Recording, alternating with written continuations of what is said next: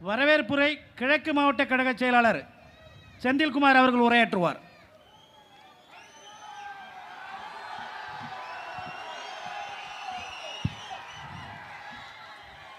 அனைவருக்கும் வணக்கம். நடைபெற இருக்கக்கூடிய சட்டப்பேரவை தேர்தல் 2026 திண்டுக்கல் மாவட்டத்தில் இருக்கக்கூடிய 7 சட்டமன்ற தொகுதிகளுடைய வேட்பாளர்களை அறிமுகம் செய்து வைத்து உரையாற்ற வருகை இருந்திருக்கிற தமிழினத்தினுடைய விடியல் இன்று ஒரு வரலாறு இந்தியாவிலே நடந்திருக்கிறது. அந்த வரலாற்றுக்கு காரணமான தலைவன் திராவிட மாடல் நாயகர், நம்முடைய மக்கள் தலைவர், தமிழ்நாட்டினுடைய மக்கள் உள்ளங்களில் நிறைந்திருக்கும் ஒரே தலைவன், நம்முடைய கழகத்தின் தலைவர், மதச்சார்பற்ற முற்போக்கு கூட்டணியின் தலைவர், எங்களை எல்லாம் அரசியலிலே உருவாக்கி வழிநடத்தி கொண்டிருக்கக்கூடிய தலைவர் அண்ணன் மு.க. ஸ்டாலின் அவர்கள் இங்கே உங்களை காண வருகின்றிருக்கிறார்கள். நம்முடைய மாவட்ட மக்களின் சார்பில் வருக வருகவென்று நம்முடைய குடும்ப தலைவர் அவர்களை வரவேற்க கடமைப்பட்டிருக்கிறேன். இந்த நிகழ்வில் பங்கேற்று சிறப்பித்திருக்கிற நம்முடைய மார்க்சிஸ்ட் கம்யூனிஸ்ட் கட்சியினுடைய மாநில செயலாளர், பெருமதிப்பிற்கும் மரியாதைக்கும் உரிய அண்ணன் தோழர் சண்முகம் அவர்களையும் வருக வருகவென்று வரவேற்கின்றேன்.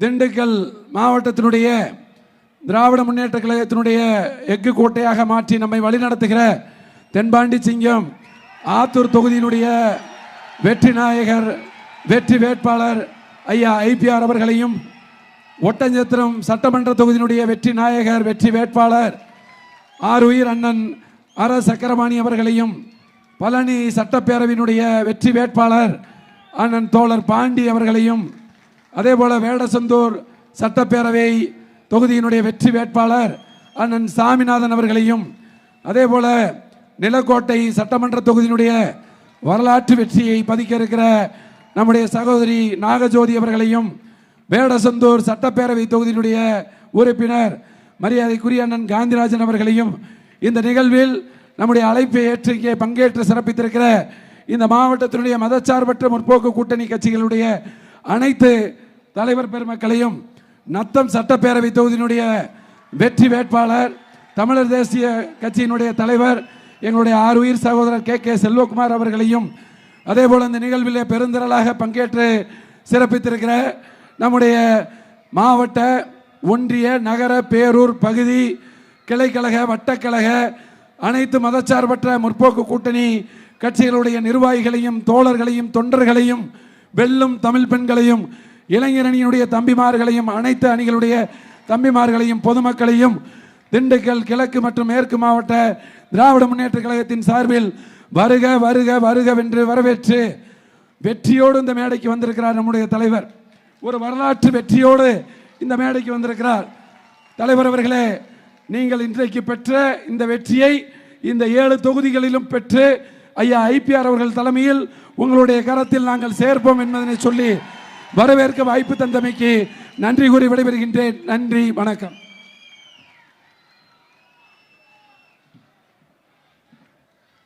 தமிழினத்தினுடைய வெற்றி தலைவர், வெற்றி திருமகன் தலைவர் அவர்கள் உங்களிடத்தில் உரையாற்றுவார்.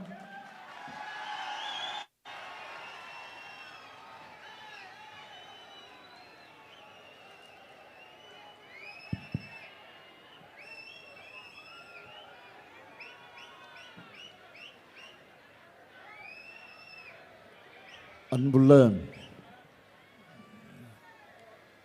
மதச்சார்பற்ற முற்போக்கு கூட்டணியில் இடம்பெற்றுள்ள பல்வேறு கட்சிகளின் வேட்பாளர்களை ஆதரித்து நடைபெறக்கூடிய இந்த மாபெரும் பொதுக்கூட்டத்தில், பிரச்சார பொதுக்கூட்டத்தில் பங்கேற்கக்கூடிய வாய்ப்பினை பெற்ற நான் முதலில் உங்களுக்கு நன்றி தெரிவித்துக் கொள்கிறேன். இந்த மாபெரும் கூட்டத்தினுடைய தலைமை பொறுப்பை ஏற்றுள்ள கழகத்தினுடைய துணை பொதுச் செயலாளர் நம்முடைய மதிப்பிற்குரிய அருமை அண்ணன் ஐ பெரியசாமி அவர்களே,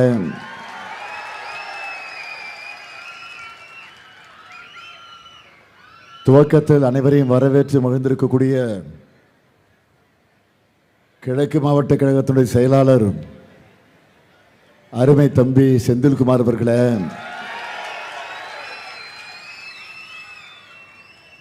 முன்னிலையேற்றுள்ள திண்டுக்கல் மேற்கு மாவட்ட கழகத்தினுடைய செயலாளர் மாண்புமிகு அமைச்சர் சக்கரபாணி அவர்களே,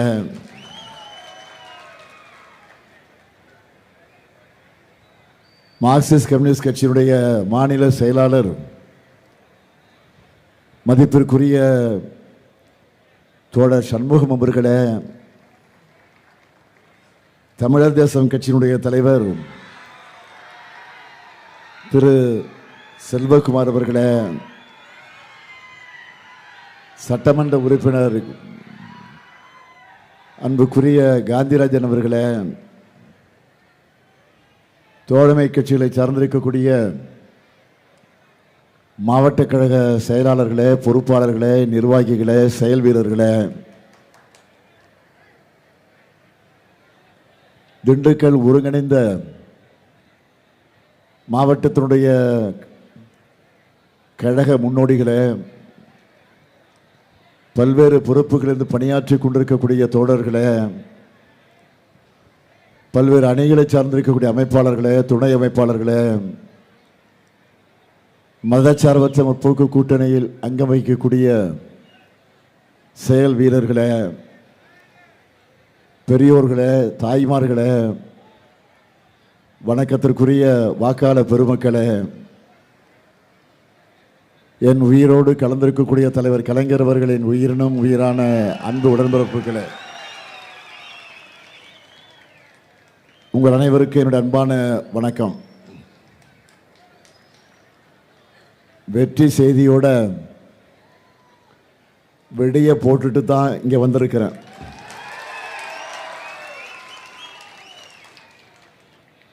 தேர்தலுக்கு முன்னாடியே என்டிஏ கூட்டணி மண்ணை கவி இருக்கு. இது சாதாரண வெற்றி அல்ல, இன்னும் 100 ஆண்டு கழிச்சும் வரலாற்றில் நின்று பேச போற வெற்றி. ஆணவ பாஜகவினுடைய வீழ்ச்சியை தமிழ்நாடு தொடங்கி வச்சிருக்கு. தமிழ்நாடு போராடும், தமிழ்நாடு வெல்லும்னு சொன்னேன். இன்று தமிழ்நாடு வென்றிருக்கு. எல்லோரும் சொல்லுங்க, வெல்க வெல்க வெல்கவே, தமிழ்நாடு வெல்கவே, வெல்க வெல்க வெல்கவே, அரசியல் சட்டம் வெல்கவே. நன்றி. எதிர்க்கட்சிகள் எல்லாம் என்னெல்லாம் சொன்னாங்க, கருப்பு கொடி ஏத்துனா கருப்பு சட்டை போட்டா முடியுமான்னு கேட்டாங்க. இப்போ ஒரே போடா போட்டுட்டோமா இல்லையா? ஆனா இதெல்லாம் அவங்களுக்கு பத்தாது. ஏப்ரல் 23 தேர்தலில் நீங்க வழங்க போற அடி இருக்கு, அதுதான் ரியல் அடி. இந்தியா மொத்தம் இருக்கக்கூடிய காவிக்கரை துடைத்தெறியப்படக்கூடிய தொடக்க அடி தமிழ்நாட்டை தான் அதுவும் ஸ்டார்ட் ஆக போகுது. இனிமேலாவது தமிழ்நாட்டை தேவையில்லாமல் உரசி பார்க்காதீங்க, தாங்க மாட்டீங்க. பிரதமர் மோடி அவர்கள் தன்னுடைய 12 ஆண்டு கால ஆட்சியில் சந்திச்சிருக்கக்கூடிய முதல் தோல்வி, மாபெரும் தோல்வி இது. தேர்தலுக்கு முன்ன தமிழின துரோகி எடப்பாடி சந்திச்சிருக்கக்கூடிய படுதோல்வி இது. தேர்தல் நேரத்தில் இந்த மாதிரி சட்டம் கொண்டு வந்தா தமிழ்நாட்டில் எல்லாரும் அசால்ட்டாக இருந்ததோன்னு நினச்சாங்க. தமிழ்நாடு எப்போவுமே அலாட்டாக தான் இருக்கும். ஏன்னா இங்கே இருக்கிறது முத்துவேலு கருணாநிதி ஸ்டாலின். தமிழ்நாட்டு முதலமைச்சராக மக்களாக நீங்கள் கொடுத்திருக்கக்கூடிய பொறுப்பில் இந்த ஸ்டாலின் பற்ற வைத்த தீ டெல்லியின் ஆணவத்தை சுட்டெரித்திருக்கு. நம்ம போராட்டம் வெற்றி பெற்றிருக்கு. கருஞ்சட்டப்படை காவிப்படையை வீழ்த்தி இருக்கு. மகளிர் இடஒதுக்கீடுன்னு முகமூடி போட்டு தொகுதி மறுவரைய பாஜக கொண்டு வந்த மசோதாவை இந்தியா கூட்டணி சேர்ந்த எதிர்க்கட்சிகள் எல்லாம் ஒன்று சேர்ந்து இன்று தோல்வி அடைய வச்சிருக்காங்க. கருப்பு சட்டத்துக்கு எதிராக வாக்களித்த அனைத்து எம்பிக்களுக்கும் அந்த கட்சிகளின் தலைவர்களுக்கும் தமிழ்நாட்டு மக்களின் சார்பில் இங்கே இருக்கக்கூடிய உங்கள் அனைவரின் சார்பில் என்னுடைய கோடான கோடி நன்றியை நான் தெரிவித்துக் கொள்ள விரும்புகிறேன். மகளிருக்கான இடஒதுக்கீட்டை முதலாக உள்ளாட்சியில் கொடுத்தது திமுக. இந்த ஸ்டாலின் ஆட்சியில் தமிழ்நாடு உள்ளாட்சியில் 50% மகளிர் பொறுப்புகள் இருக்காங்க. 1973 நான் திண்டுக்கல் தீர்ப்பு நாடகத்தில் நடித்தேன். இன்னைக்கு திண்டுக்கல் வந்த நேரத்தில் தமிழ்நாட்டுக்கு சிறந்த தீர்ப்பு கிடைச்சிருக்கு.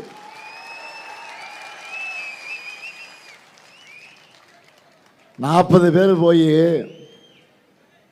பேர் டெல்லிக்கு போய் என்ன பண்ணுறாங்க அப்படின்னு எடப்பாடி கேட்டார்.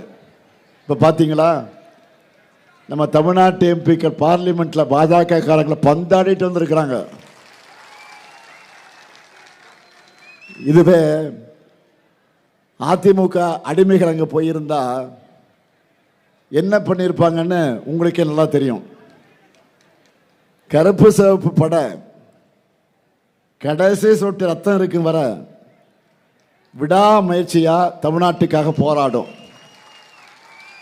இப்ப சொல்லுங்க, இந்த மண்ணில் யார் ஆட்சி வேணும், யார் ஆட்சி தொடரணும், யார் ஆட்சி தொடரணும்? 200 தொகுதிகளுக்கு மேல எந்த அணி வெல்லணும்? தமிழ்நாடு அணியா டெல்லி அணியா? தமிழ்நாடு அணியா டெல்லி அணியா? திண்டுக்கல் வீரத்தினுடைய விளைநிலம். திண்டுக்கல் ஒரு ஊரோட பெயர் மட்டும் இல்லை, அது புரட்சியின் பெயர், எழுச்சியினுடைய பெயர். பிரிட்டிஷ் படைகளுக்கு எதிராக போராடி கணவனை இழந்த பிறகும் பச்சை குழந்தை கையில் வச்சுக்கிட்டு போராடின வேலுநாச்சியாரும் மானங்காத்த மருந்து சகோதரரும் தன் அண்ணன் வீரபாண்டிய கெட்டவனை தூக்கிலிட்ட பிறகு பிரிட்டிஷ் படைகளை எதிர்த்த தம்பி ஊமத்துறையும் அடுத்த கட்ட போராட்டத்தை நடத்த திட்டமிட்ட ஊர் இந்த திண்டுக்கல். ஆன்மீகமா கோட்டை மாரியம்மன் பழனி ஆண்டவர், சுற்றுலா குளுகுளு கொடைக்கானல் சிறு சிறு சிறுமலை, சாப்பாடா தனித்துவமான பிரியாணி, எல்லாத்துக்கும் மேல காவலுக்கு ஃபேமஸான திண்டுக்கல் பூட்டு. இன்னைக்கு தமிழ்நாட்டோட உரிமைகளையும் திருடிட்டு போலான்னு நினைச்சாங்க. உள்ளூர் அடிமைகளை அழைச்சு துணைக்கு வச்சுக்கிட்டு டெல்லி கும்பல் வராங்க. திடமான பூட்டுக்கு பெயர் பெற்ற திண்டுக்கல் மக்கள் அவங்களுடைய சதியை முறியடிக்கணும். அதுக்காகத்தான் உங்கள் ஆதரவை தேடி நான் வந்திருக்கிறேன். 1973ஆம் ஆண்டு திண்டுக்கல் தீர்ப்பு என்ற நாடகத்தில் நான் நடித்தேன். 2026 தேர்தலில் திண்டுக்கல் தீர்ப்பு முழுக்க முழுக்க திமுக பக்கம்தான் இருக்கணும் என்று கேட்க வந்திருக்கிறேன். உயிரே போனாலும் தமிழ்நாட்டு உரிமைகளுக்காக வாதாட நான் ரெடி. நியாயத்தின் பக்கம் நின்று நம்ம கூட்டணிக்கு ஆதரவு தீர்ப்பு எழுத திண்டுக்கல் ரெடியா? திராவிட மாடல் 2.0 உறுதியா? நன்றி. இப்போ உங்க அனுமதியோட நமது வெற்றி வேட்பாளர்களை அறிமுகப்படுத்த போறேன். அனுமதி கொடுக்குறீங்களா? அனுமதிக்கலாமா? அனுமதிக்கிறீங்களா? அனுமதிப்பா. அறிமுகப்படுத்தலாமா? முதல்ல ஆத்தூர்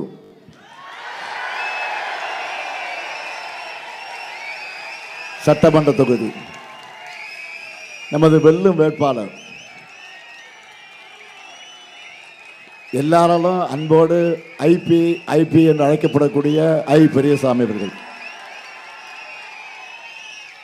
திண்டுக்கல் மாவட்டத்தையே திமுகவில் நாங்கள் ஐபி மாவட்டம் தான் சொல்லுவோம்.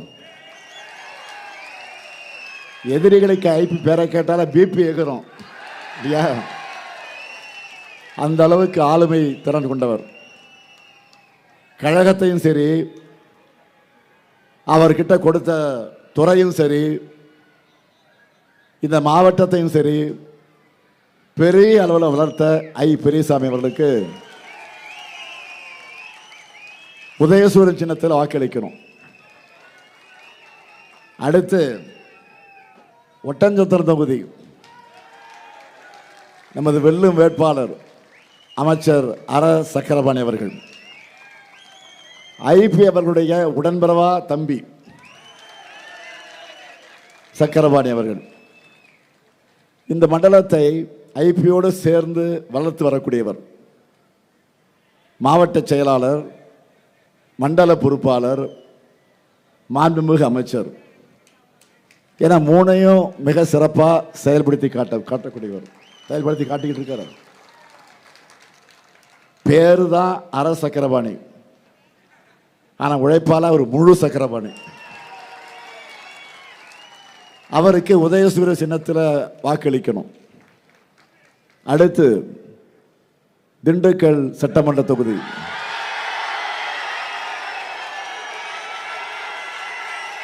நமது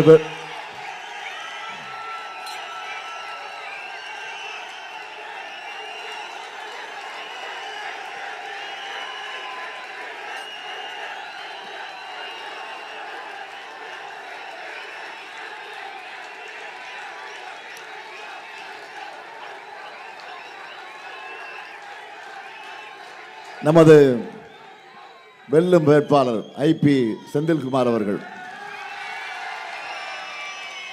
மாண்புமிகு அமைச்சர் ஐபி அவர்களுடைய மகனாக இருந்தாலும் செயல்பாட்டில் தன்னுடைய தனித்தன்மையால் செந்திலோட அப்பா ஐபி என சொல்லக்கூடிய அளவுக்கு பெருமை பெற்று தரும் என்னுடைய அருமை தம்பி, கழக தம்பி, இளைஞரணியின் துணை செயலாளராக இருந்தவர் திண்டுக்கல் கிழக்கு மாவட்ட செயலாளராக இப்போ சிறப்பாக செயல்படுகிறார். அவருக்கு உதயசூரியன் சின்னத்தில் நீங்கள் வாக்குகளை அளிக்கணும்.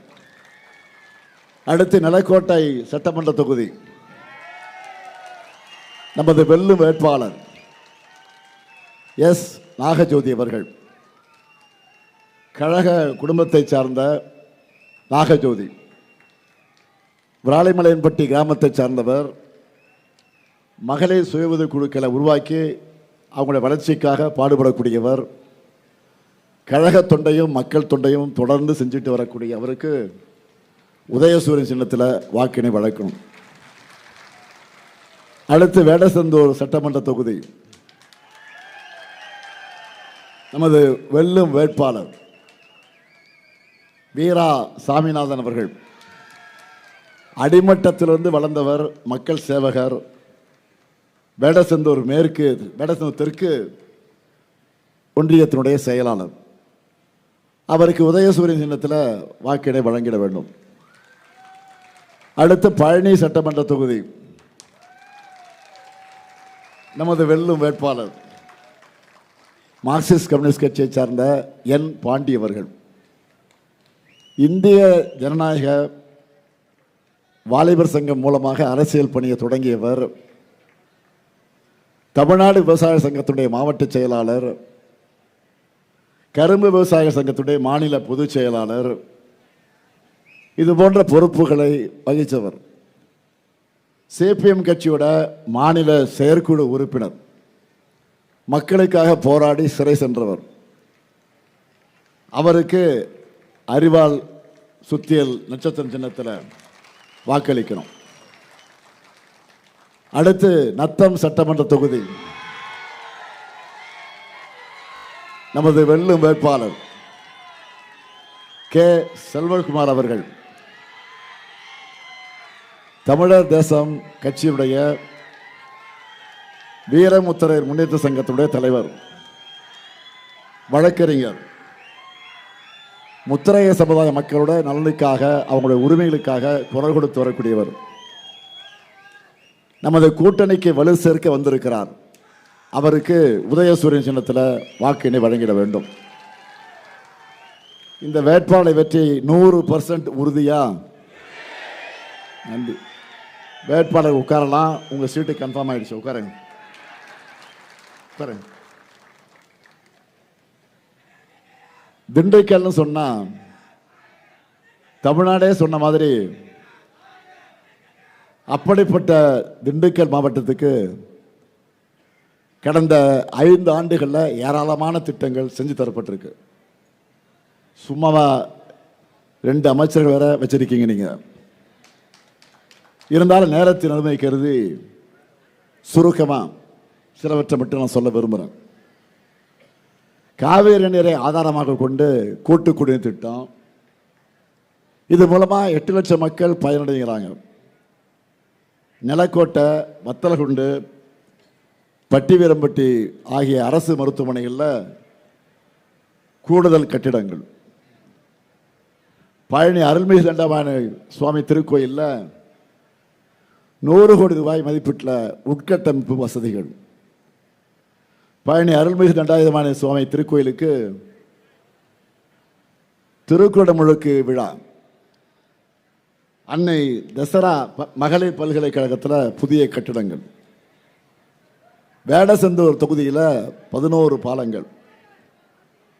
ஆத்தூரில் கூட்டுறவு கலை மற்றும் அறிவியல் கல்லூரி. ஆத்தூர் எட்டியார் சத்திரத்தில் அரசு கல்லூரி. ஆத்தூரில் புதிய ஐடி பார்க்.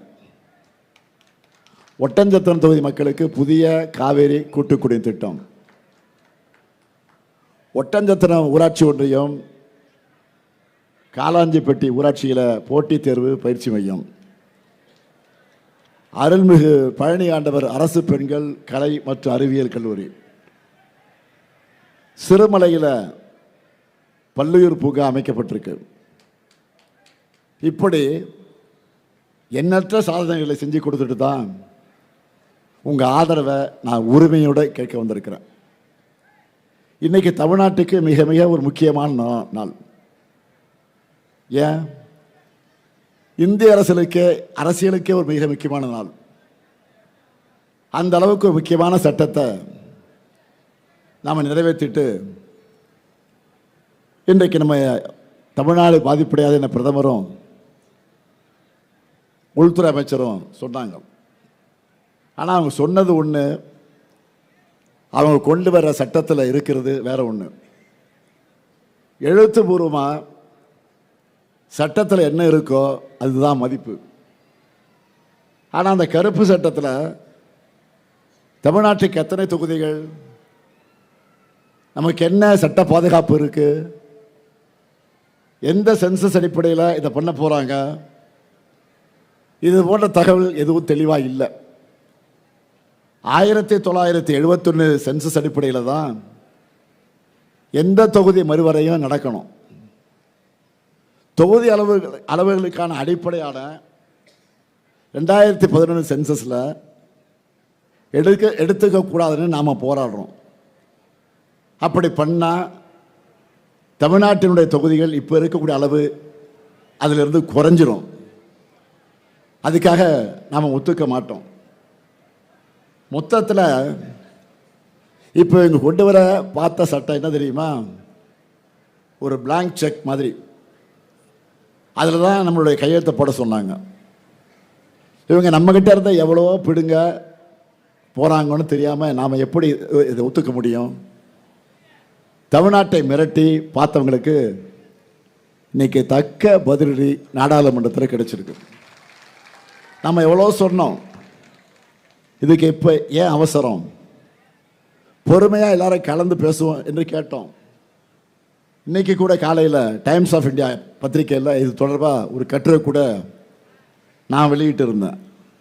என்னன்னா, நாடாளுமன்ற மக்களவையில் சும்மா சிம்பிள் மெஜாரிட்டி இருக்கிற ஒரு அரசு நினைச்சா மாநிலங்களுடைய தொகுதி எண்ணிக்கையை எப்படி வேணாலும் எப்போ வேணாலும் அவங்களுக்கு சாதகமான முறையில் மாற்றிக்கலாம் என்பதற்காகத்தான் இப்போ தாக்கல் செஞ்ச சட்டம் வழிவகுக்குது.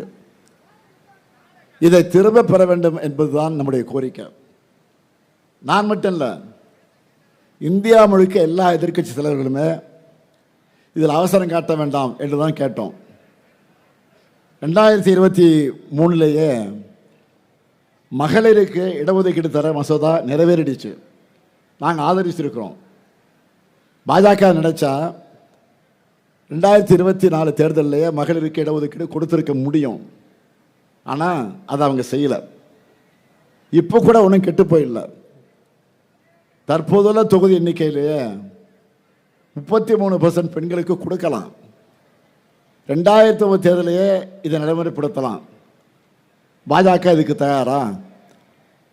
பெண்களுக்கான இடஒதுக்கீடு சட்டம்தான் 2023 ஆண்டே நிறைவேறிடுச்சே, எல்லாருமே ஆதரிக்கிறோமே, பிறகு ஏன் தாமதம்? இதுதான் இந்தியாவுடைய கேள்வி. இதை கேட்டால் ஒன்றிய அமைச்சர் பியூஷ் கோயல் என்ன சொல்ற தெரியுமா, தமிழர்களை படிப்பறி அறிவு இல்லாதவங்க என்று இழிவாக பேசுகிறார்.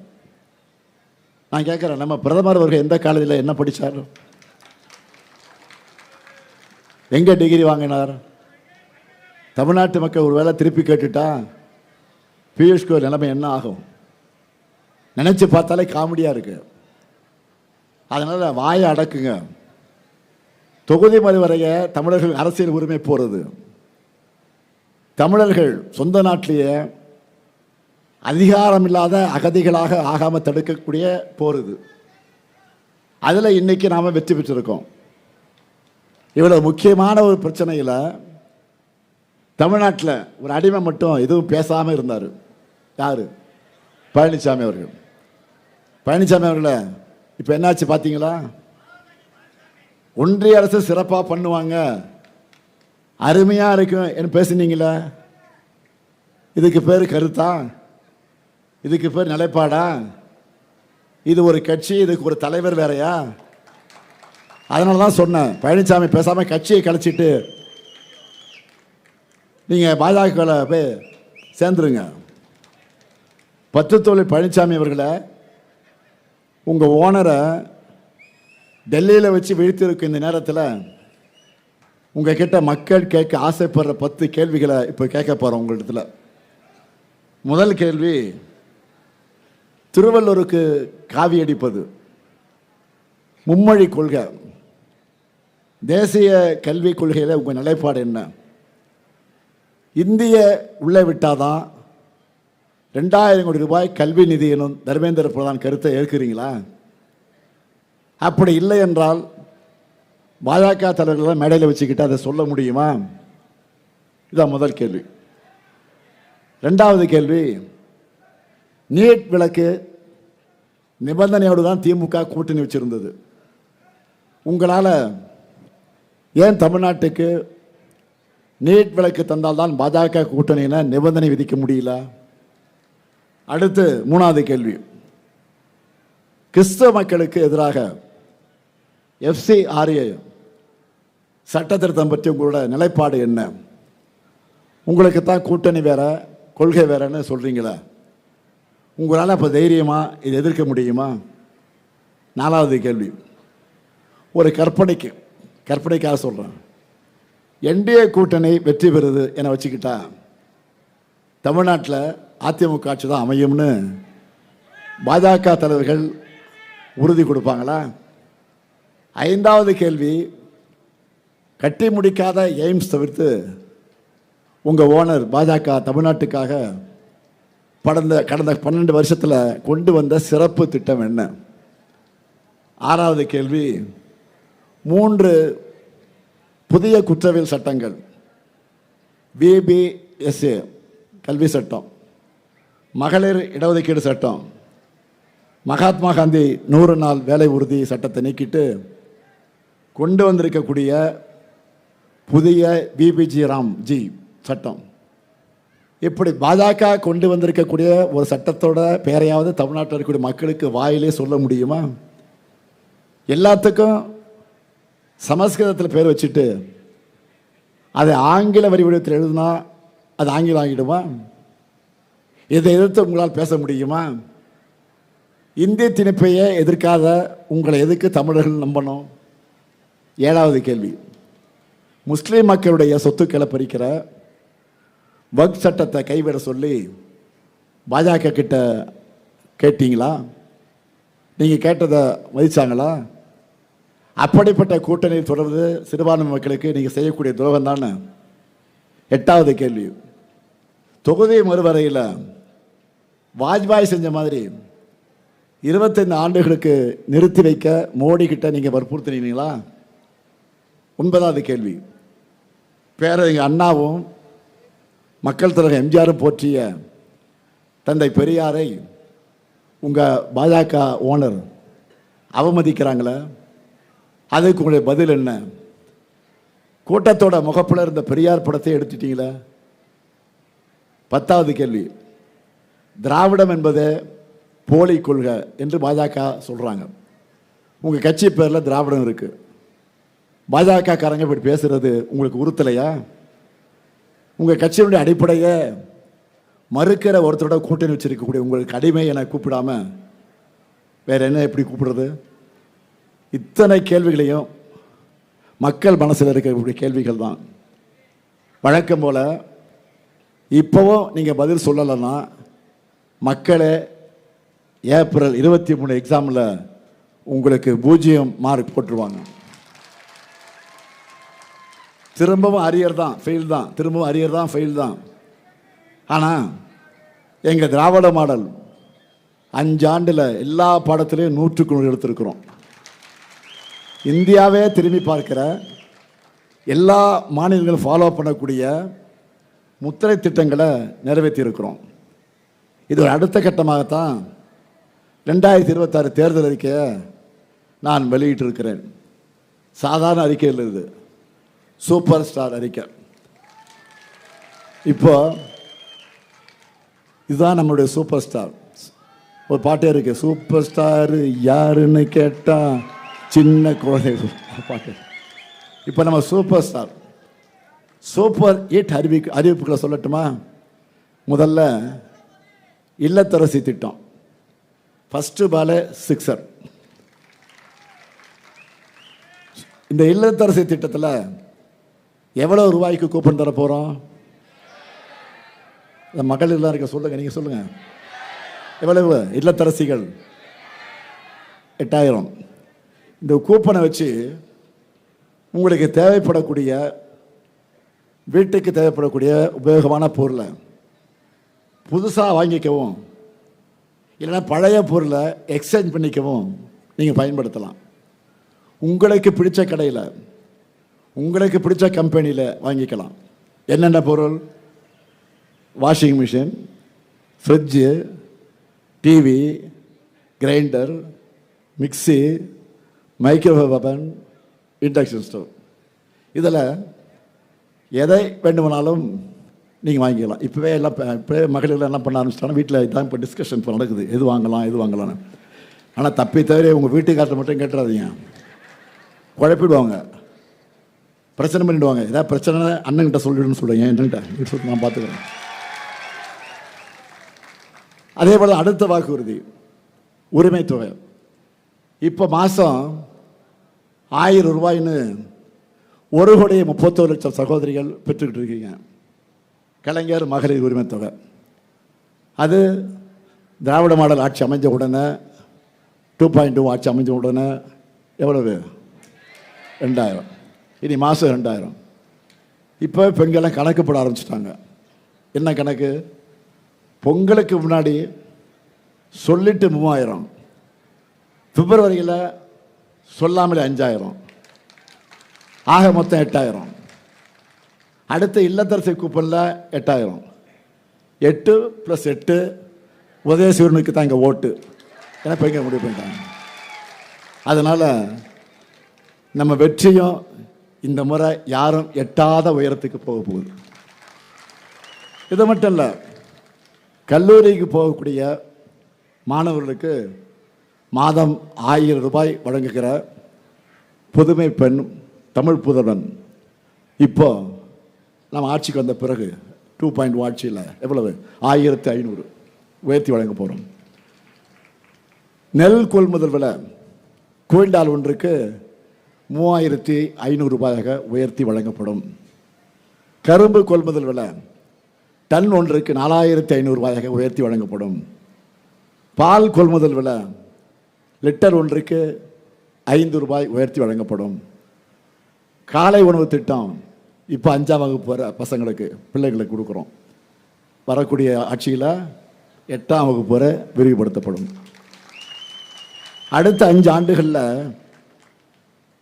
35 லட்சம் கல்லூரி மாணவர்களுக்கு லேப்டாப் வழங்க போகிறோம். 35 லட்சம் மாணவர்களுக்கு வழங்க போகிறோம் முழுமையாக. கலைஞர் கனவு இல்லம் உள்ளிட்ட திட்டங்கள் மூலமாக 10 லட்சம் ஏழைகளுக்கு வீடுகள் கட்டித்தர போகிறோம். மகளிர் சுய உதவிக்குழு பெண்கள் ஷேர் ஆட்டோ வாங்க மானியத்தோடு கூடிய கடன் வழங்கப்படும். திமுகவினுடைய இந்த வாக்குறுதிகள்லாம் நிறைவேறும். தமிழ்நாடு டெல்லியுடைய வேட்டைக்காடாக மறுபடியும் மாறாமல் இருக்கவும் மதச்சார்பற்ற முற்போக்கு கூட்டணி தான் எல்லா இடங்களிலும் வெற்றி பெறணும். அதுக்கு திண்டுக்கல் மாவட்டத்தினுடைய 7 வேட்பாளர்களும் அதிக வாக்கு வித்தியாசத்தில் வெற்றி பெறணும். இந்த ஜனநாயக போரில் அரசியல் விருப்பு வெறுப்புகளெல்லாம் அப்பாற்பட்டு நீங்கள் எல்லாரும் மதச்சார்பற்ற முற்போக்கு கூட்டணிக்குத்தான் வாக்களிக்கணும். தமிழ்நாட்டை காக்க கழகம்தான் மீண்டும் ஆட்சிக்கு வரணும். 7வது முறையும் நாம தான், ஏன் இனி எப்போவுமே நாம தான் என்ற நிலை உருவாக்கணும். நாடு நலம் பெற, நல்லாட்சி தொடர்ந்திட ஆதரிப்பேர் முற்போக்கு கூட்டணி வேட்பாளர்கள். வெல்வோம் ஒன்றாக, வெல்வோம் ஒன்றாக, வெல்வோம் ஒன்றாக. நன்றி, வணக்கம்.